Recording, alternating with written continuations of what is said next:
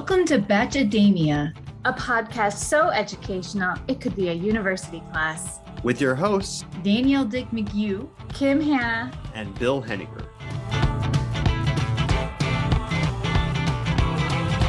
Okay, everybody, hello! It's Kim and Danielle with some guests tonight. We decided to do a ladies' night on Bachademia. So before we get too far into the show, we want to welcome back Elaine, who gets mentioned quite a bit on the podcast, and our friend Kelsey, who's here, who is a huge Bachelor Nation nerd. So Elaine, Kelsey, say hey and introduce yourselves. Hey, so I'm Elaine and I've been on before. I think I've been a guest like twice, and it was maybe in the first season, and then I never got asked back. I'm also Bill's wife. So I just figured I wasn't successful, or my ratings didn't really like go through the roof when I was a guest. So I figured I was out, and this is my new chance. Frame of reference, I'm also a gerontologist, so I study aging. And I can point out all the ways in which the Golden Bachelor is ageist. So look forward to that. That was throwing us under the bus a little bit, but thank you so much, Elaine. We're very happy to have you. Hi, I'm Kelsey. I'm excited to be here. Obviously, I've not been on the podcast before, but I am a big Bachelor nerd. I listen to several podcasts a week. I'm very deep in the Reddits. I could have done my dissertation on The Bachelor, but I study exercise physiology, so wouldn't really align. I was thinking today, I think I am the least educated of the four of us tonight, and I have my master's degree. So you know that this is an academic podcast, folks, because we got some smarties up in here. So, okay. I'm running the ship again this week, which is always a crapshoot because I tend to screw up a lot. But we're so excited to have Danielle here. Hello, Danielle. Good evening. Good evening. Good evening. Have all of us watched both episodes? No. So I watched The Golden Bachelor. I'm totally ready to hit the ground. I just read a lot of summaries because I needed to watch it, but my husband was playing pickleball and my kids. It turns out watching Bachelor in Paradise isn't the best like kids show. So yeah. But I read enough about it that, I thought I could ask you all questions and follow-ups that would help the listeners that maybe hadn't. So okay, I love that. I'm bringing a different angle tonight. Yeah, I love that. So we're doing this season a little differently because if we tried to recap both episodes, there would be no time for anything else. So we kind of recap them as we go when we talk about different things that came up during the show. But one thing we have kept from our normal season is question of the week. Now, this week on Golden Bachelor, or I guess on Thursday on Golden Bachelor, we had a little bit of a talent show. So my question to all of you ladies is, have you ever participated in a talent show? What was your talent? And if you haven't done a talent show, what would your talent be? And did you win? I'm going to throw another little loop-de-doop. Did you win a prize in your talent show? I would like to say that I was never in probably like a pure talent show.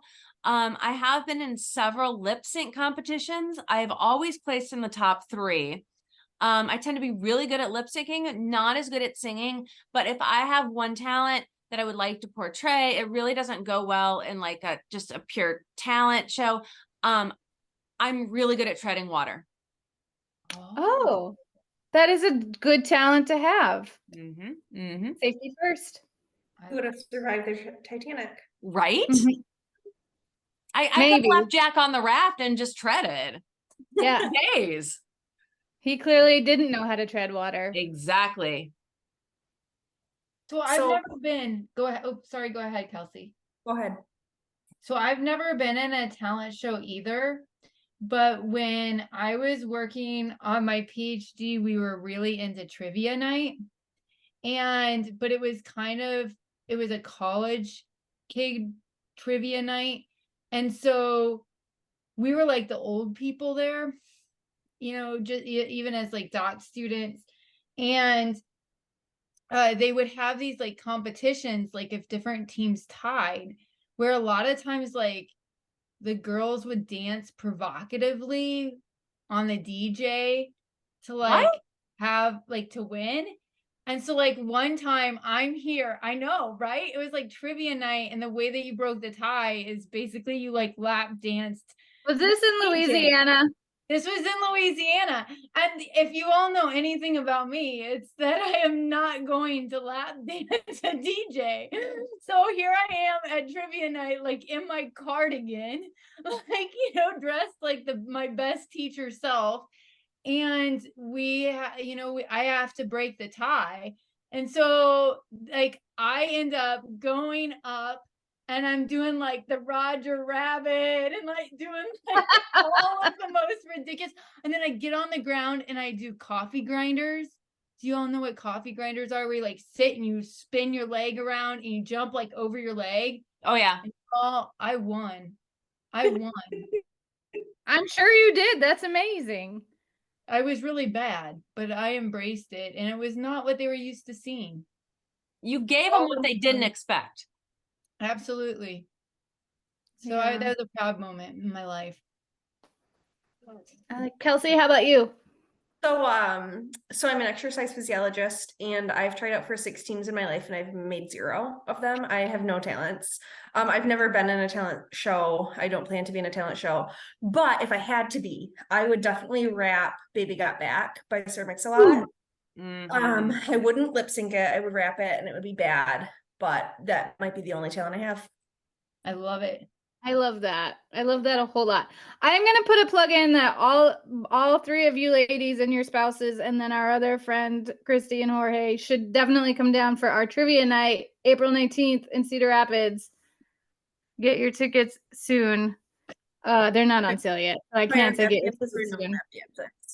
But there won't be any lap dancing at this one. We're raising money to support families, so no lap dancing. What happens after you leave the trivia night is completely up to you, but please no lap dancing at trivia night. Got it. So I actually was in a couple of talent shows in high school, like our high school, we had a talent show. So I did a couple singing things in the talent show, and I bring this up often because it is the thing I am most proud of in my entire life. I would say that my talent is, I won the Mirror Ball Trophy with Dancing with the Story County Stars in 2015 with my ballroom dance partner. We did a swing routine to a Beach Boys song, and I won that freaking thing. And that's the only trophy I've ever won in my life. I will never win awards for like 40, under 40 or all that jazz because I'm not 40 anymore. But I am so proud of that Mirror Ball Trophy, and it is in my office, and it is something I see every day. Yeah. Amazing. Get it, Kim. It was really fun. You could win for fundraising or for ability. And I did not win, ironically, even though that's my job. I did not raise the most money for Heartland Senior Services that night because my friends are not as deep-pocketed as other friends of other celebrity dancers. But I won for the actual dancing. So that was cool. Nice. All right. Golden Bachelor. We all saw this one. So what were your initial thoughts on this episode before we do a deep dive? Any overall thoughts? Do we like Gary more or less by the end of this episode? Do we like the ladies more or less by the end of this episode? I like Gary. I think he's going to get eaten alive by this show. I'd also like to say that I want to know the reasoning.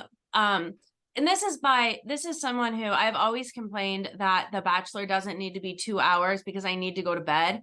However, this needs to be 2 hours, or at least, I mean, it should be the same length as our typical Bachelor, because I do feel like we're missing a lot of things. And it's kind of like random things are happening, but you don't really have any context. So I'm wondering if they just thought, oh, we'll try this. Who knows if anybody will watch? We'll just make it 1 hour. But I feel like we need more context. Yeah, it felt like drama out of nowhere. I couldn't track the drama. I couldn't figure out why it started. I've kind of had my eye on Kathy the whole time because she seemed a little bit of a shit stir from the very beginning, and she brought it all out. She was the chaos queen this episode. But yeah, it did seem kind of what is happening? I think they should both be 90 minutes. I think Bachelor in Paradise is about a half hour too long, and I think Golden Fair. Bachelor is a half hour too short. I would. It's Not a bad idea.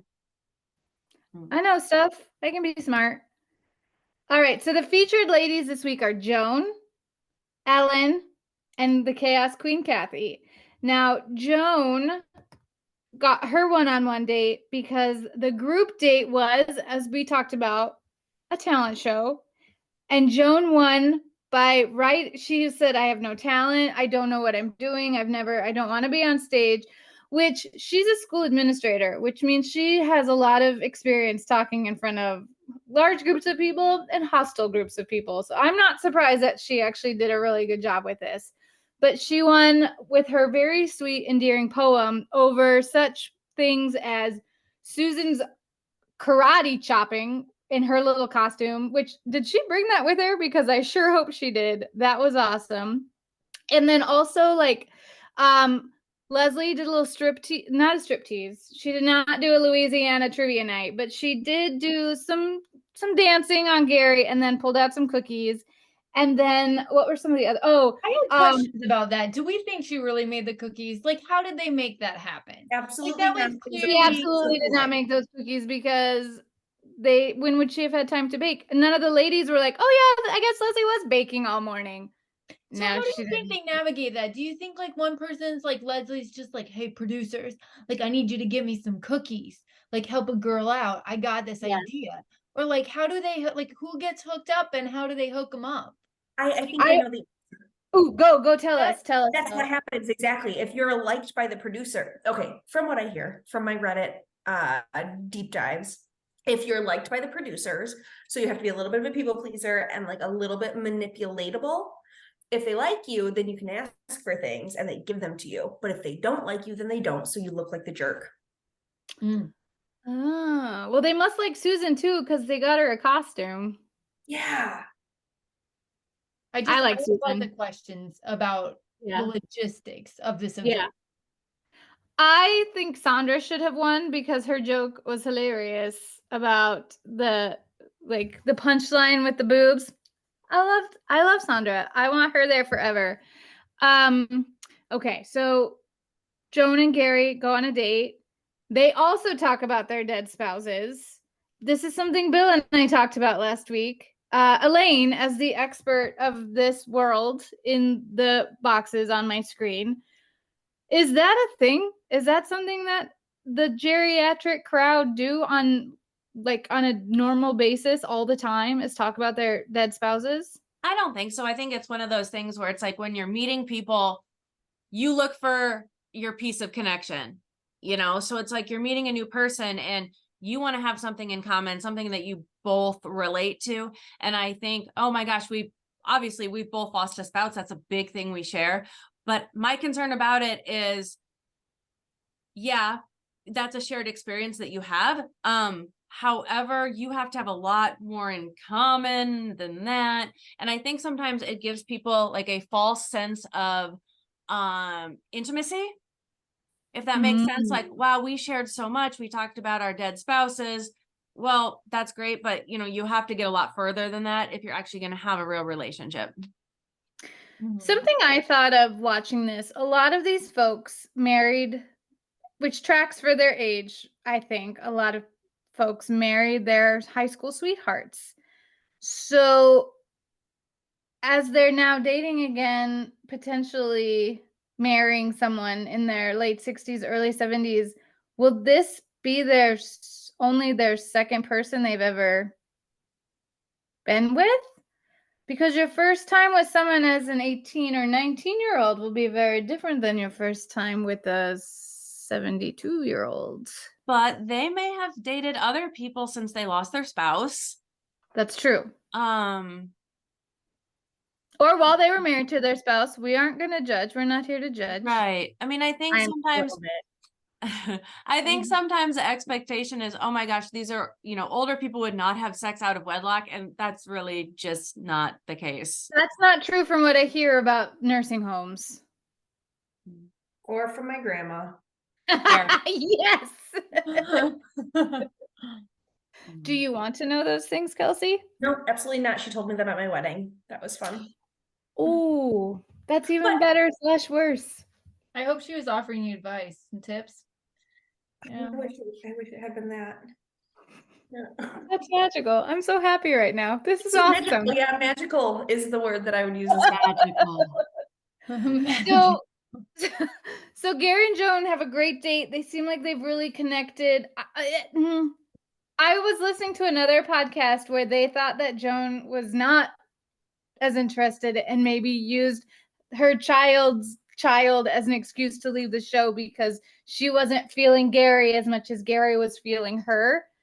Did anybody else get those vibes watching it? Or do you think it was a genuine, my daughter just had a baby and I need to be with my daughter? I thought she was genuine. I like Joan, but I don't pick I up did on these too. things very well. But I really thought the emotion seemed real, the tears in the eyes. Mhm. She was like shaking a little bit. I Yeah, think it seemed genuine. I think it was true. I thought it seemed very genuine. My only thought was, did she leave that night and get a little bit like freaked out? Like maybe she was very genuine and she felt those feelings so much that it kind of scared her and then she took a step back. But I feel like she was definitely genuine that evening. Danielle, any input? You're Yeah, good? I thought that she was genuine, and I guess I don't really have that much to add.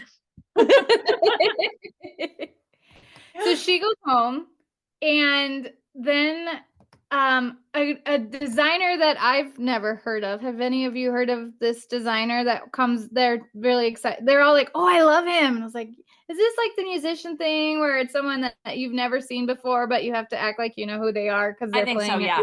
Yeah. I totally think so. So Ellen got. Oh, can I back up 1 second? Can we just take a little poll here? Does anyone think that Joan is coming back? I was wondering that. Ooh, I I'm hope like, so. do you think that Joan will like come back? Like, you get things settled with your daughter, and then like, oh no, I think I missed my shot, and like that's gonna be a plot line later.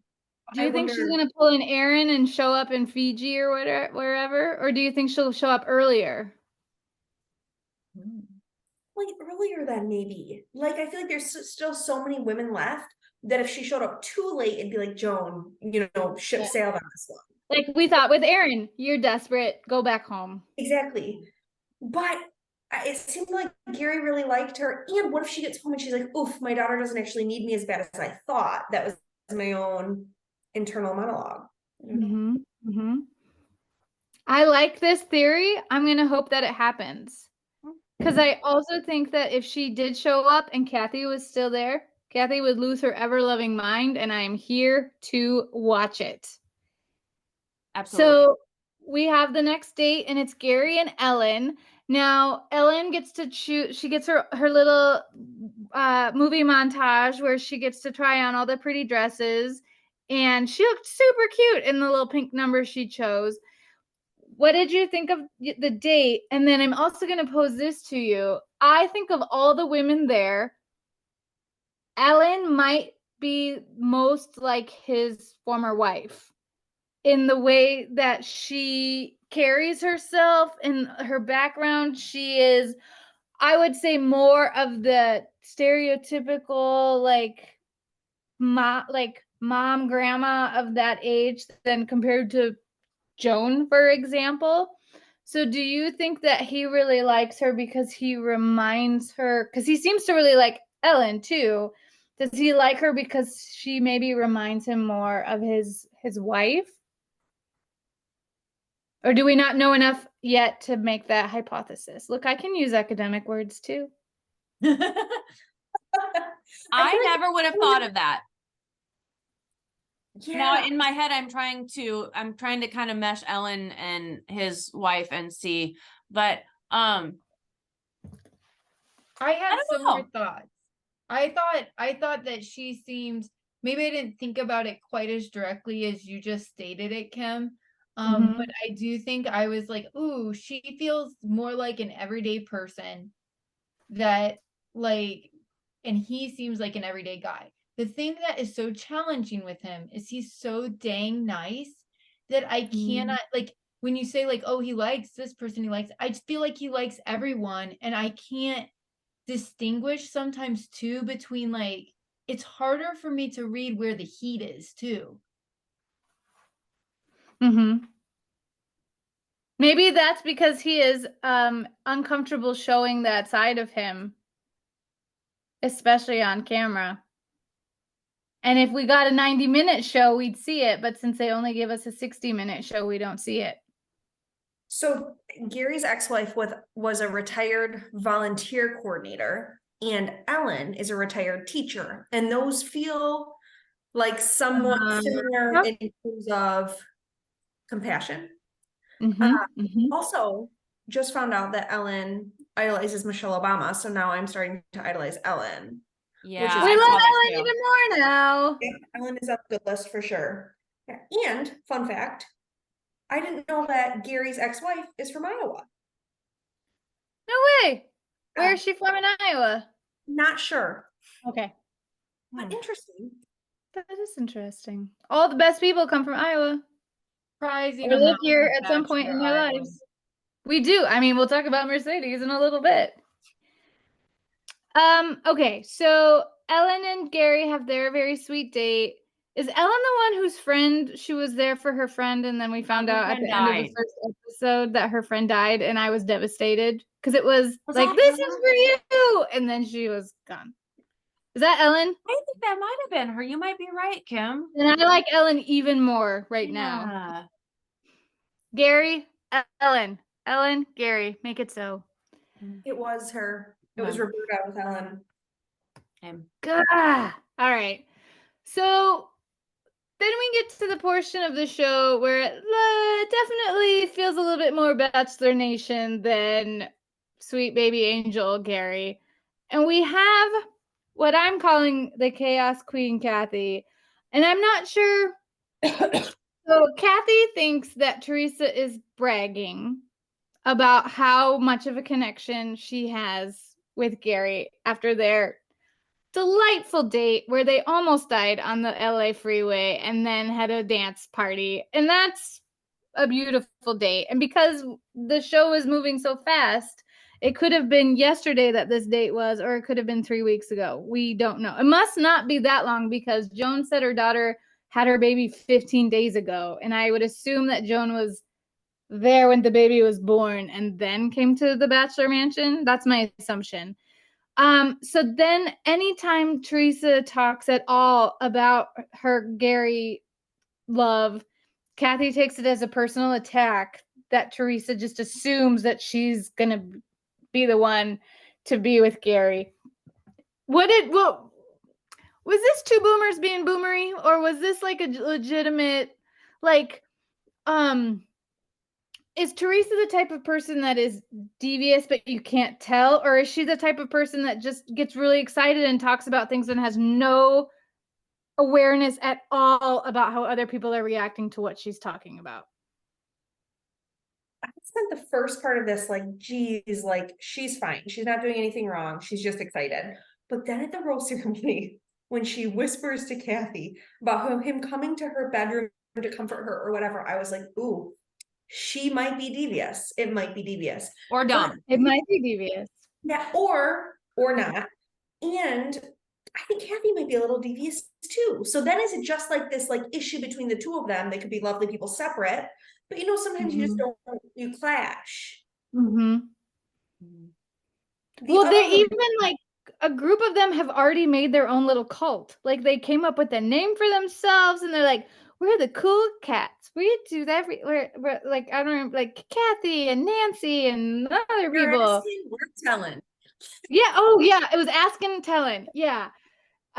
April and Susan, who I want to be best friends with Susan, and I don't I need to figure out how to meet this woman. But like they already formed their own little club. So they're kind of like, are those the mean girls from high school that just kept staying together and being mean all the way into their Well, Kim, it's really crazy you say that because I have a whole blog post about mean girls as they age. because they don't change. Tell me, I want to know. Tell me. So honestly, like okay, so here's people don't change that much as they age in terms of personality. Like we tend to think, you know, as you get older, you get more this or, you know, older. So, okay. So we have this prototype like of the old grumpy man, like, oh, grumpy old man. Like he's just a grumpy old man. Well, he probably didn't get grumpy when he got old. He was probably like grumpy his whole damn life. He was probably a grumpy young man, you know, but we tend to imply that's just associated with aging. So we tend to like, even with younger women, we tend to like apply this theory that like, oh, you know, they're in their 20s. That's just how young women act. But if you are like, if you have trouble making female friendships when you're in your 20s, if you can't get along with other women in your 20s, same thing's going to happen when you're 70. If you are looking to join cliques when you're in your 20s, you are going to look for cliques in your nursing home. Okay. Like it is. And there's actually an issue in like more assisted living than nursing home, but assisted living, independent living, like senior living options. There's actually an issue where people move in and they have to like navigate these cliques to figure out who do you eat with? Who do you go, you know, who do you go to margarita night with at your assisted living? You know, who do you do all these things with, but you don't know because you're like stepping on toes, which is a little bit like Bachelor in Paradise because you're being dropped there and you don't know like the cliques you have to navigate.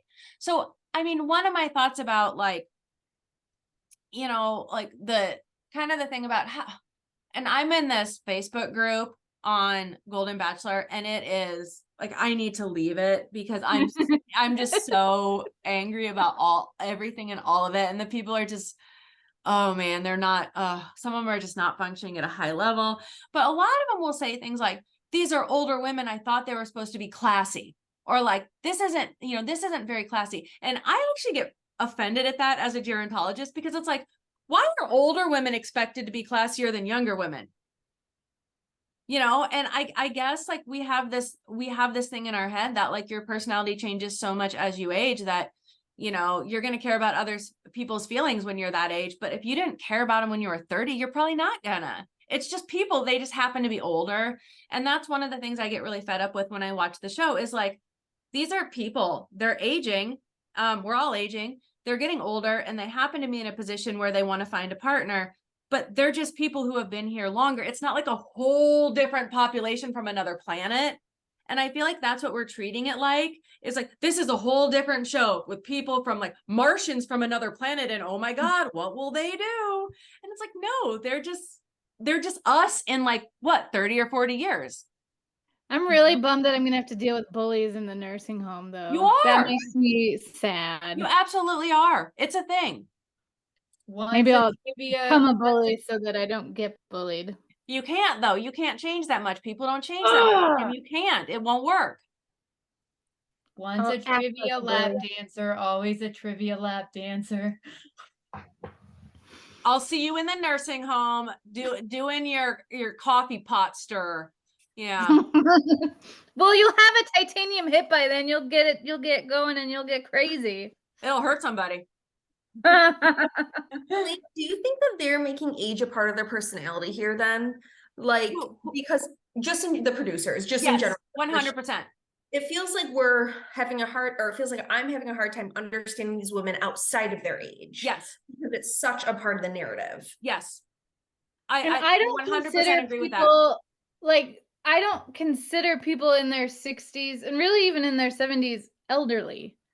And part of that, I think, is because my parents are in their 70s and I don't want to think of them as elderly. So I don't want to think of, plus they're not like, they're living their lives. They're not slowing down. So it's hard for me to even, but it does seem like the producers want you to be like, oh, they're so old, but they're not. And they look fantastic and they're living their best lives. And I hope they kind of get that figured out before the next season. But that's part of it, is they kind of want to be almost like in a patronizing way, like, oh my gosh, isn't it crazy? These old people are able to do this. Oh my God, they're dating. Oh my God. They are making such a out. big part of the show. They are hardcore making out.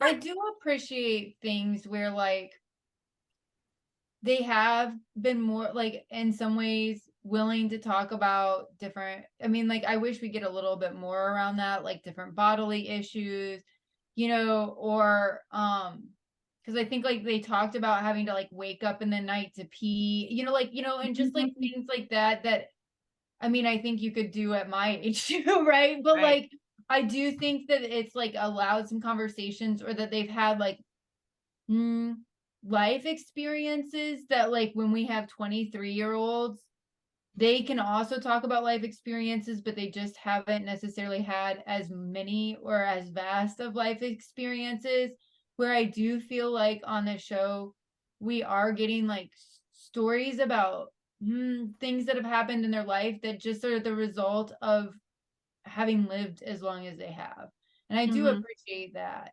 Well, and I think with our younger group, it's more talk about issues with parents who are in prison, drug addiction in their family or in their past. It's like, so I feel like everyone brings things to the show, and when you're 70, you're bringing something different than when you're in your 20s. Sure.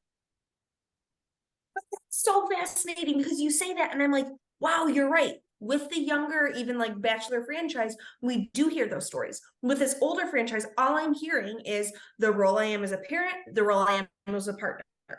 Like, what else do we actually know about their lives outside of how they've served other typically younger people? That's really interesting. I didn't think about that until now. So I have a story. And maybe we would know if they would give us 90 minutes instead of 60 minutes. Yeah. So when I was in college, I always thought I would be cool enough to go on a spring break trip to someplace like South Padre Island.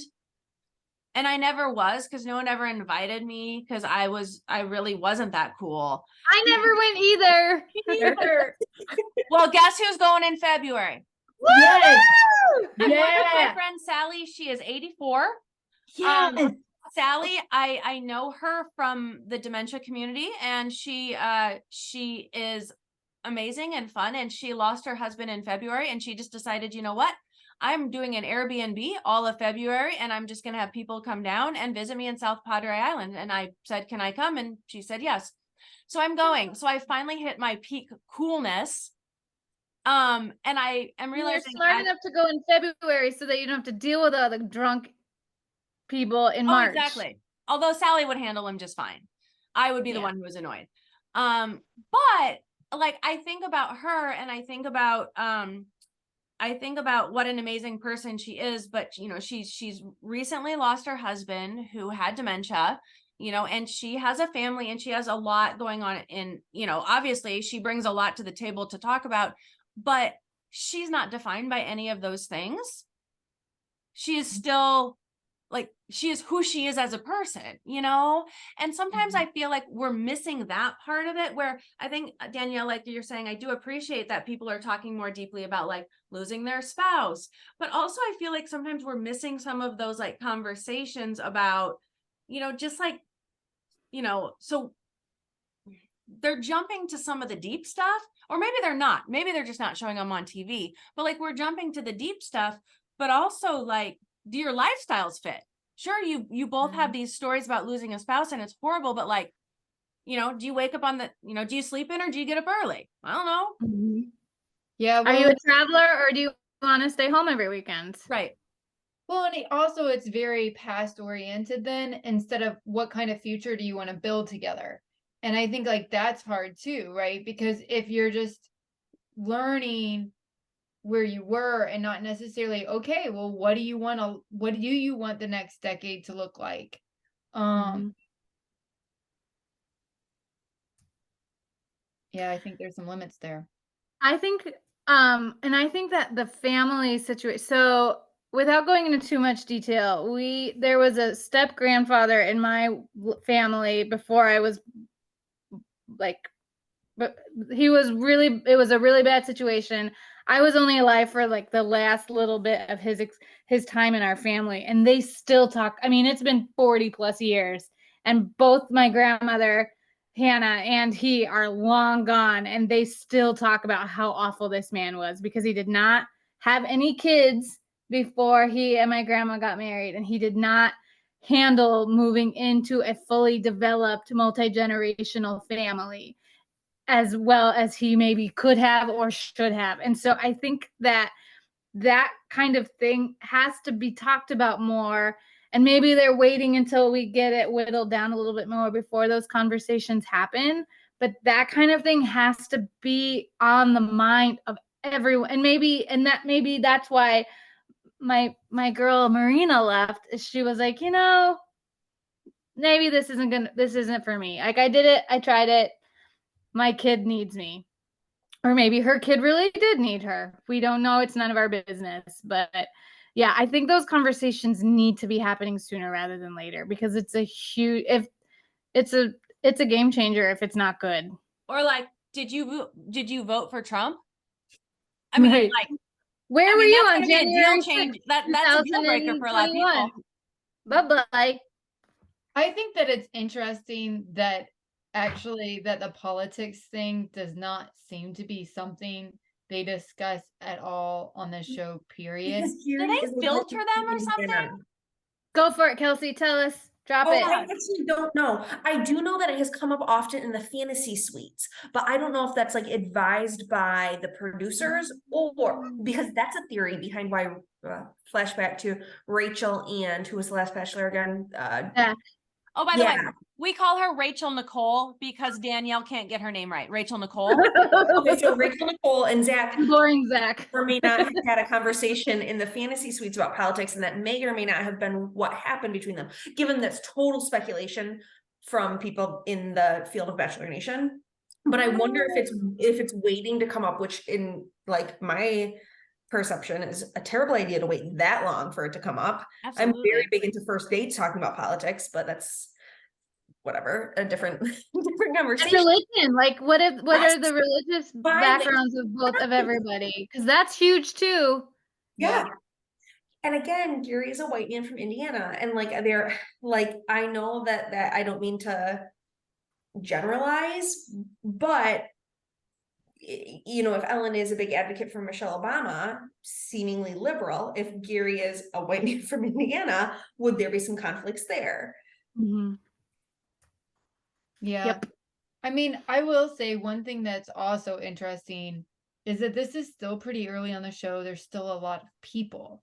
And so it's pretty common at this point in the show to feel pretty frustrated in general by the lack of like what we know about people. And so I'm just thinking through that too. Yeah, maybe our expectations are different. Maybe if this was a normal season, this would feel like a normal progression. Because there are still several women left. But also we're only getting 60 minutes. Curses. All right.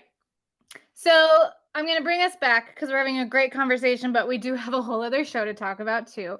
So we have the rose ceremony. We say goodbye to Edith, who was one of my favorites, and the blonde lady who I have zero memory of, named Christina, because Joan had already self-eliminated. And so now we are ready to rock and roll next week to what looks like a pickleball tournament. So I have two questions for you. Who do you think are looking the strongest right now? And will next week's pickleball tournament be an orthopedic surgeon's dream?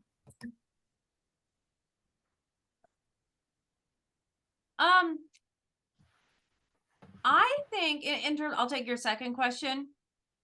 I actually think that these people, I'm gonna throw something out there. I think our 60 and 70-year-olds on this show are healthier than our 20 and 30-year-olds on the younger show, because to be chosen at this point in your life and to be in a position where you want to do this at this point in your life, I think you take pretty damn good care of yourself. I am more worried about people getting hurt when they do the stupid things they do on regular Bachelor. Dodgeball and stupid tackle football and rugby. Right. Yeah. And strip dodgeball, my favorite. Yeah, I Who would. do we think? Yeah, sorry, go ahead, Kelsey. No, I just totally agree. Like these people have been like lifelong taking care of themselves. It's very clear. Mhm. That yeah, they're probably, I mean, with pickleball, they're fine. Hopefully. Somebody goes down though. It looks like somebody goes down in the preview for next week. I couldn't tell who it was. I think But- it's really hard to predict who he's forming a relationship with because he's so dang nice. And actually, in some ways, I think I would have guessed Joan if Joan hadn't left. Yep. Right. Mhm. And so I think that I'm just sort of like, I don't know. Let's keep watching.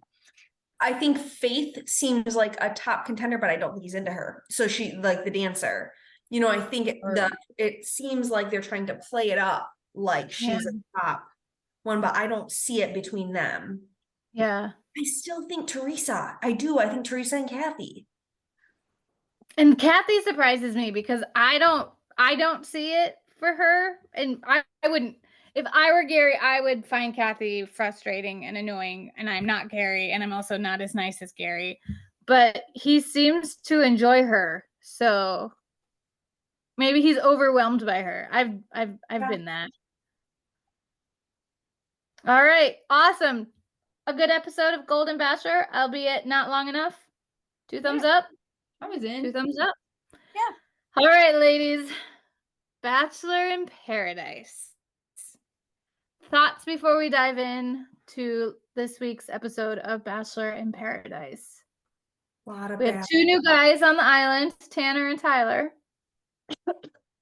Tanner was the Ed of his season. He made it a lot longer than we could figure out why he was there. And didn't Tyler get let go after family? Yeah, visits? he made it a He had a long family? time. Yeah, I think so. Yeah. He's buffer than I remember. He's been lifting some weights in the off season. He's like a solid little wrestler. He's like very compact and then little baby. bully off a guy. He's like a little baby face, Tyler. Okay. So Tyler and Tanner come on the island. Are we actually on an island? I keep calling it an island. I don't know if they're on an island. I'm going to say they're on the island. And they immediately pull Kat and Mercedes. And Will and Brayden are absolutely broken. They cannot handle this, especially Will, who is not having very good luck in Mexico. And my question is, do they not understand how the show works? Like, that's the whole purpose of the show, is for new people to come down and cause all sorts of chaos. And it is awesome and it makes for good TV. But Will especially cannot seem to handle it at all. So what did you think of Tanner and Tyler joining us? What did you think of their dates? Mercedes seems a lot happier with Tyler. They even said that they were hoping each other would be there. So dates, thoughts. I have 2 thoughts. One, I'm sick of people just kind of moping around on the beach. Like, you're on the damn beach. Like, buck up. Don't you know what's going to happen? Like, new people come and they steal your girl. You just try to find a new girl. It's the way it goes. It's just the show. The other thing is, I do think Brayden is having, I hate to say it, but he's having a much better showing than he did on Bachelorette. Redemption arc. Yeah. I did notice that when he's sad, he wears little hoop earrings. So sad Brayden wears smaller earrings than happy Brayden. Which means he was planning on being sad because he brought small earrings to the island. One question I have about Brayden is specifically, when did him and Aaron B become friends? Because they hated each other during season. And that happens. The island. It always happens that enemies become friends. And Sean, right? Yeah, we never saw the arc. And he and Sean. I'm sure Hannah's stupid thing last week took up too much time and we couldn't see them become best friends. Yeah, no, you're right. I feel like all the guys who knew Brayden hated him, and all the guys who didn't know him were prepared to hate him, but it really isn't a thing. No, not a thing. I think that's one of my favorite things about Bachelor in Paradise. It reminds you that they're characters. Because it shifts. Like, you see different versions of people and they don't play the same character on The Bachelor or The Bachelorette as they play on Bachelor in Paradise. And then you have to decide which one's the real one. Is there a real one? Are they both characters? Oh my goodness. Yeah. Well, except for, I think we're seeing that a lot this season, except for with Kat. There's a lot of trends with Kat. She is just maybe Kat the character that is very cold. And I'm not a fan, you guys. Sorry if I'm jumping ahead. Not a fan of Kat. No, go for it, because that was one thing that I noticed that, I mean, he even sort of sounded like an adult human being when they were having their argument, and he was like, I'm just telling you how I feel and you're not listening to me sharing my truth. Like, I'm sharing my truth. I'm telling you how I feel and you just keep interrupting me and talking over me, because she's trying to I think she's trying to justify that she's not into him and she was using him, because of course she was. That's how the show works. And then he caught her at it and she doesn't know how to cover. So she's just talking over him and talking around him. And it makes for good TV. And if your two girlfriends come up, in my opinion, if two of my close girlfriends come up to me and they say, God, Kelsey, I don't like how you handled this. I just want to give you some feedback about how that's coming off. If my response is defensive and to get mad at Brayden and say Brayden's talking bad about me, instead of reflecting and saying, wow, I didn't handle that one well. These two people I trust came to me. Just feel like maybe there's an issue then. The fact that she took all of that and thought, Brayden's talking bad about me, I'll attack him. Oh, not a good look. Yeah. She posted something on Instagram that she was edited poorly. Like, and I laughed and went, maybe, but also I don't think so. I think you handled it. You made me feel bad for Brayden. That makes me angry with you. Yeah, and I never thought I'd feel this sense of empathy with Brayden. So that shows you something right there, that she was able to like elicit that feeling out of a viewer. Yep, exactly. See, Elaine, people can change. You changed your feelings towards Brayden. I did. By the time we're in our nursing home, you'll love him. We'll just keep on the trajectory of Brayden. I'll have Brayden posters up like I used to have like Kirk Cameron posters up in my nursing home room. No, he's the worst. Kirk Cameron is the worst. He kind of didn't age well. And I don't mean that like as a cliche, like he just didn't age well in a lot of ways, Kirk Cameron. The Cameron family became kind of problematic. Okay, so let's talk about Will. Will has a lot of emotion. When they were all okay, another thing that makes me laugh about Bachelor in Paradise is they have this beautiful beach. They have all of these things. They have all the food they could eat and everything they could drink. And they're all just laying on lounge chairs on the beach. That's all they're doing. And Will has tears streaming down his face. I'm so sad. I'm so sad. We called it last week. She had dead eyes the entire time she was talking to Will. She was smart. She was using her Iowa brain. She's like, Will is my ticket to a rose so that I can stay on the show. She did what she did. That's what you do. And now Will is so sad. Like, well played, Mercedes. Yeah. Way to play the game. She's smart. She went to Iowa State. She knows stuff. Yeah, Cyclones. Will he's broken. He keeps breaking, and I don't know how many times he can be put back together again.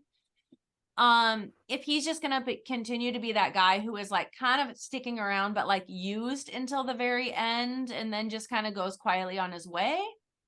Also, here's the thing. Maybe I'm just simplifying things too much, but like every day when you're there, you don't have to go to work. And you get free drinks. Yeah. You know, stop moving around. Can you bring books and stuff? I would just lay on the beach and read. Once I found my partner to say, hey, you and me, we're sticking this out. Let's have a free vacation in Mexico. Let's be in love. I just lay on the beach and read for 3 weeks. Like, brilliant. I do make out a little bit. It's fine. People read consistently, I will say. I'm not sure if that tracks with the current That's cast. okay. Touche. I do think, Kim, if you were recruited on the beach, I could see that with you. I would form like a Hunger Games alliance, and then we would be good to go for the whole season, so we could get free vacation. Bring your books, yeah. I will say that Will describes himself as classy, swaggy, and sharp, and I see none of the above.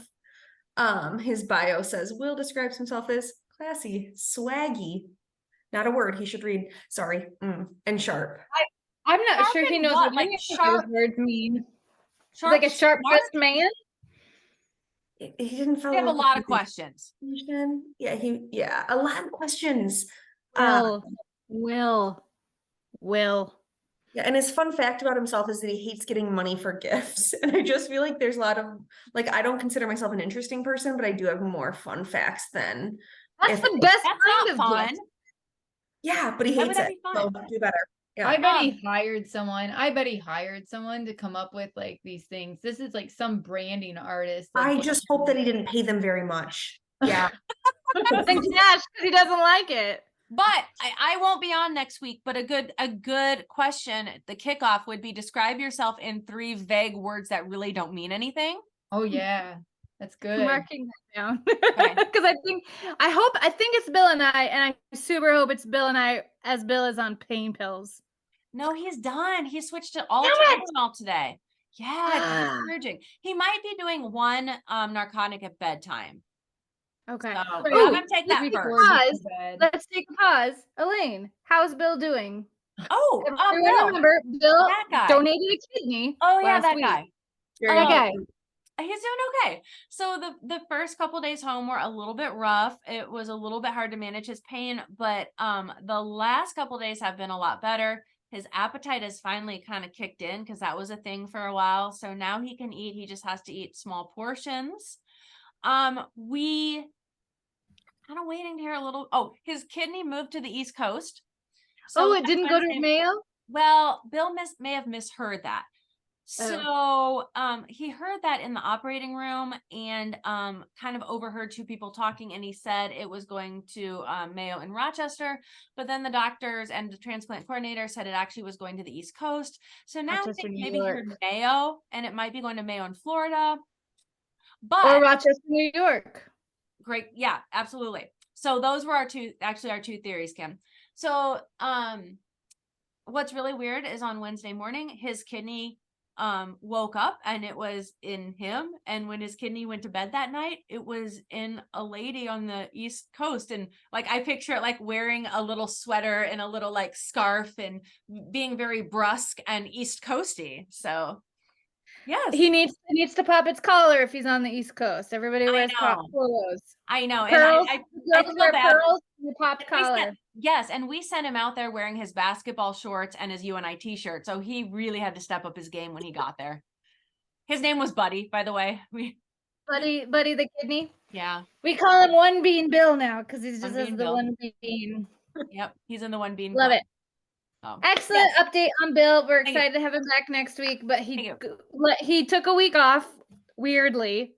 So rude of him. Okay. So Tanner and Kat get a horse ride on the beach. Kat doesn't seem to be much of a horse on the beach kind of person. She complains the whole time. I don't really like Kat, folks. I don't like her. Not a fan. And then Mercedes and Tyler get fireworks. And I really wish, did they show Will when he realized that Mercedes and Tyler are getting fireworks? Because that would have been funny to see Will be like, he's kind of Eeyore. He's like the Eeyore of the island. Yeah. Poor Will. All right. So I said that the chaos creators of the week on Bachelor in Paradise were Sam's intestines. So in our texts between the 4 of us before the show, we won't, based on some conversation, we won't talk too much about bathroom stuff because it makes a couple people here very uncomfortable.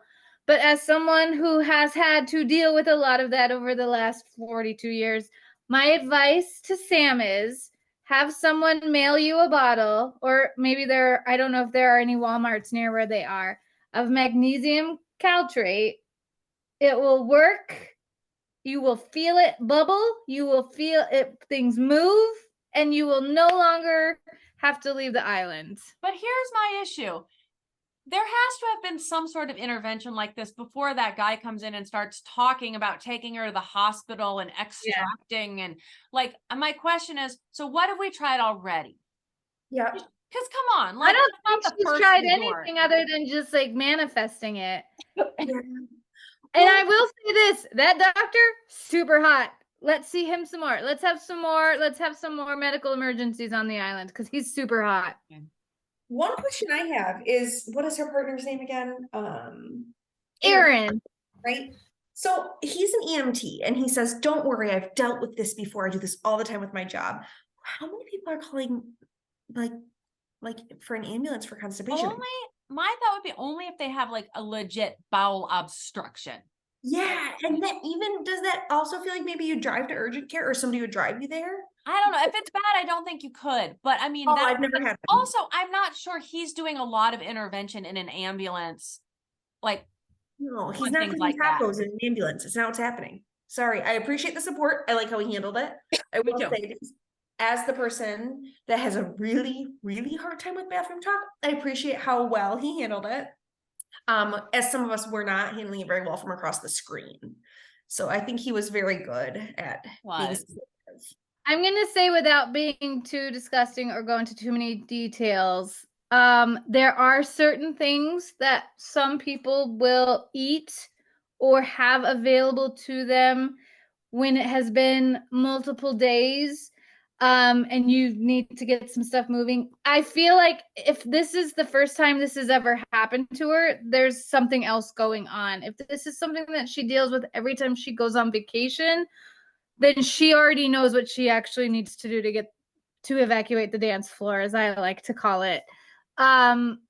So if this is the first time she's ever had this situation, there needed to be an intervention before day 9.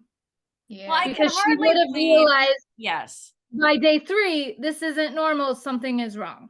Yes. And I can hardly believe they let it get to that point. Yeah. If she mentioned, like, I have to believe there were many interventions attempts before they start talking about you're going to the hospital in the morning. My intervention always kicks in on day 12. If something hasn't happened by day 12, I go to Target, I get the magic elixir. Huzzah. Good day to you, sir. So if this is something she is used to, she should already know what she needs to do. And if it's not, they should have been intervening way before now. Yeah, I will say she seemed very uncomfortable talking about it at first, and then it became kind of like a joke.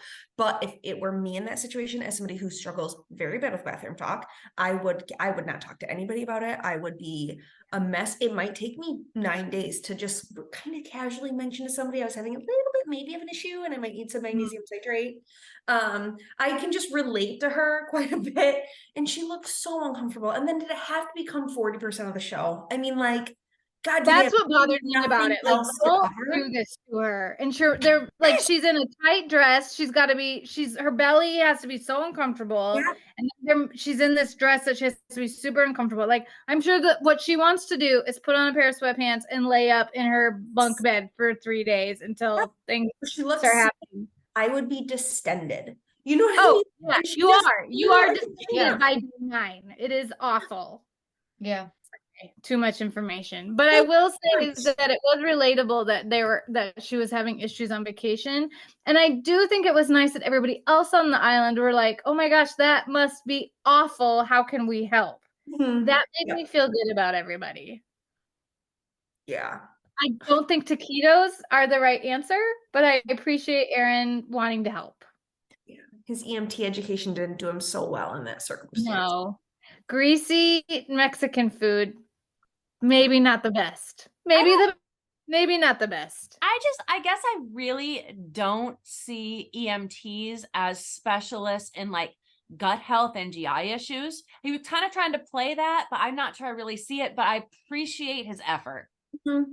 Same. I see a specialist who doesn't know enough. So EMTs aren't going to know enough. Exactly. Whoops. All right. Oh, so, well, okay. So I love Wells. Do you guys love Wells? I love Wells. We love Wells. And I wrote down Wells' advice of the week. And I think this is just good advice in general. But Wells' advice for the week was to Will. And it was, stop going out with girls who like other guys.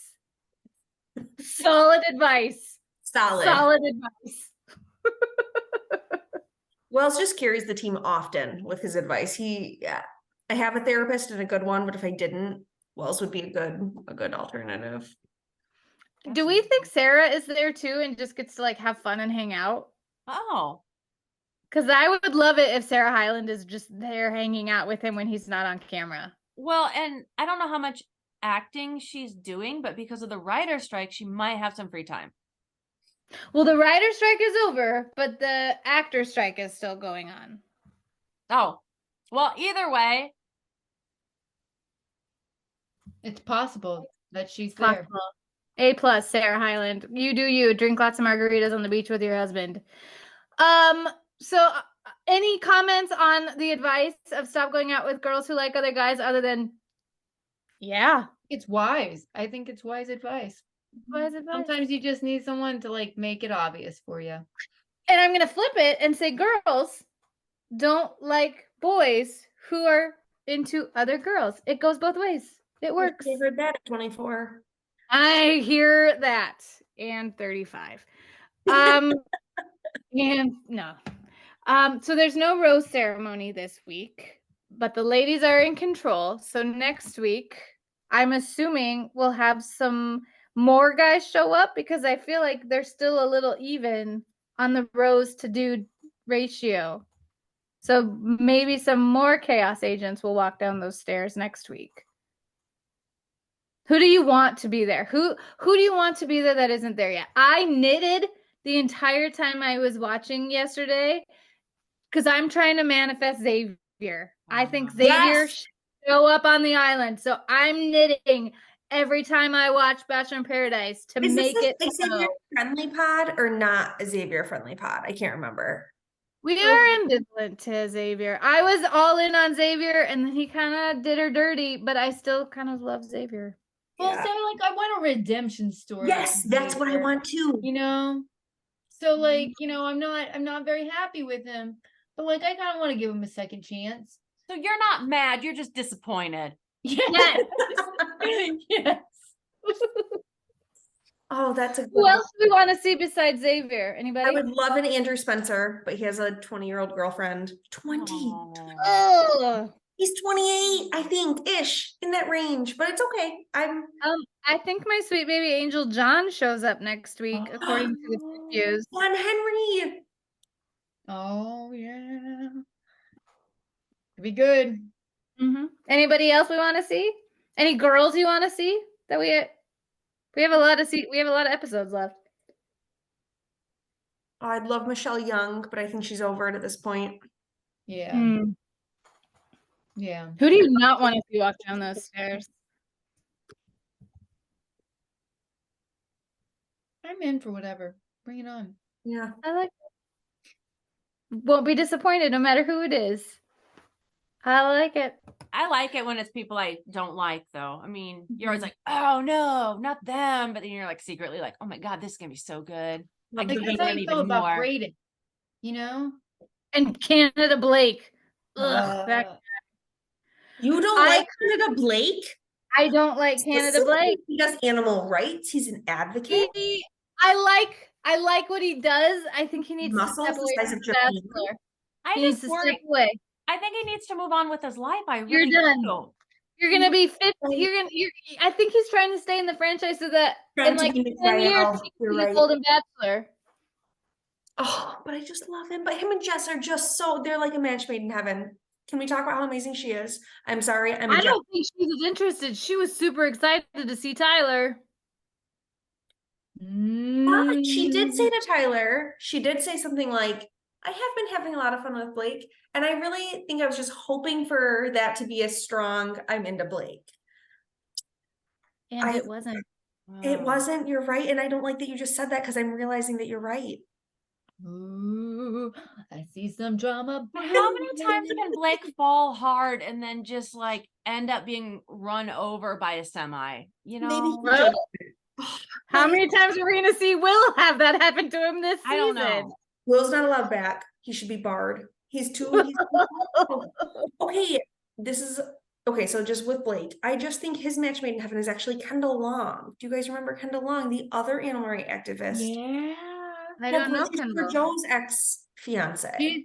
She's engaged right now, isn't she? Oh, that's part of the problem then. She has like the Is it gonna cute. lasso? Oh my I mean, come gosh. on. What's that? Is it gonna lasso? Oh, I think so. She's the type, I think, to make it last. I like her. Me too. So before we get to lessons learned, I have one more question for you. So Jess started the episode letting everyone know that she was bloated. She told multiple people. And then with Sam's stuff, is this the most relatable, like what happens when you go on vacation to your body that we're seeing on Bachelor in Paradise? Because the food is different, the environment is different, you're drinking a lot more, your body is completely out of whack. And I do appreciate that they're showing that. We're showing that, but that's all I'm gonna say. Like, But here's my thought. Maybe less bathroom stuff. You seem on the beach to have to give an explanation if you're wearing a one piece. Yeah. She had to be like, oh, I'm really bloated. That's why I'm wearing a one piece. Like, you can't just wear a one piece without giving a reason, because that's so abnormal to wear a one piece that you need an explanation. Yeah. Also, like, I just didn't feel like wearing a bikini today. Sorry, guys. When Tanner said what, and then she had to repeat it, it was just really awkward. And I thought, Jess is so relatable, because that would be like, God, real bloated. And then when you have to repeat it, you're like, why did I even say it in the first place? Like, that's why I'd be like, can this be a sweatpants day, everybody? Let's make it a sweatpants day. Everybody in sweatpants or shorts or whatever you wear on the beach in Mexico. Okay. We are going over, and I love it because this has been an awesome conversation all the way around. But lessons learned. What did you learn from this week's Golden Bachelor in Paradise? I have Elaine. learned. Danielle,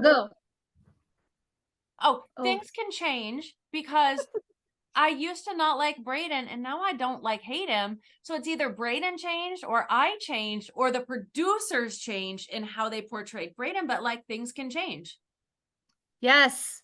Excellent lesson Something learned. changed. My mind is just spinning, around. I'm taking all of Elaine's insights on age and aging, and it's really fun to watch it through your lens, Elaine. Mm-hmm. Because it's shifting how I'm thinking about things in ways that's pretty exciting. Thank you. Yeah. Kelsey, what did you learn this week? I will bring Metamucil. Wearing yes. Magnesium citrate. It is magical. Yeah. It was also really fun to record with all four of us. Yes. I mean, we miss you, Bill, but Sorry, Bill. It was fun. Sorry, Bill. But it was fun to do a big recording like this. Yeah. It was pretty fun. Mm-hmm. I learned that I have to say a reason to wear a one piece when I don't feel like wearing a two piece. According to Bachelor Nation, I have to give a reason. No. But what I mostly learned is if I was on the beach, I would form a Hunger Games alliance and bring some books and live my best life in Mexico. And stop moping because you don't have to go to work. Right. Kim's gonna create alliances in assisted living. That's what I learned. I will form alliances in assisted living. Because apparently I'm going to be bullied in assisted living, so I have to be prepared. I'll send you that blog post. It's probably 8 years old, but yeah. All right. I'm very concerned that I'm going to have to deal with junior high literally for the rest of my life. And I don't want to. You will. Well, in junior high. Assigned seats at the dining room. Can't sit with us. We're the mean girls. Right. Well, I have cookies and you can't have them. All right, guys. Thank you so much. This was awesome. Everybody have a great week, and we will see you next week when there may be some pickleball injuries.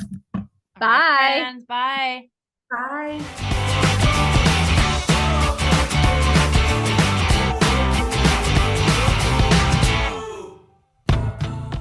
You have been listening to Bachademia with your hosts, Danielle Dick McGee, Kim Hanna, and Bill Henning.